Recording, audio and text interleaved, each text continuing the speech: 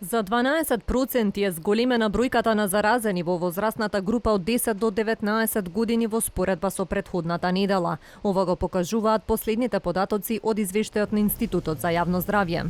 Во детската болница Козле хоспитализирани се 17 деца, од кои 2 се на кислородна поддршка. Најголемиот дел од нив се на школска возраст. Сепак лекарите велат дека состојбата не е алармантна. Иако бројот на заразени расте, нема зголемен број на хоспитализации. Децата најчесто вирусот го добиле од родителите, а не во училиштата.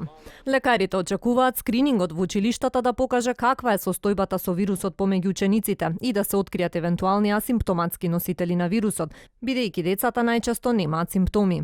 Тоа е нешто многу важно што можеби требаше и порано да се направи, значи да се направи пред да се отвара школите или во моментот кога се отвара, ама и сега не е касно, затоа зборуваме за тоа зашто бројките беа мали, но со ова ќе бидат уште помали бројката на новозаразените. Значи скринингот е во добро време сега и треба да се направи и кај возрастните, значи тие што се наставниците или сите офатени образовниот систем, а исто така кај малите деца за да се знае, значи кој е позитивен, кој треба да седи во изолација и верувам со скринингот и бројките ќе опаднат.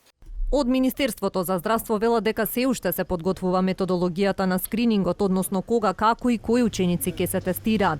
Во меѓувреме пак училиштата чекаат насоки од Министерството за образование. Директорот на основното училиште Ѓорѓе Пулевски вели дека дел од родителите се согласни да се тестираат учениците, друг дел не се, но според него тестирањето треба да го прави здравствениот, а не наставниот кадар.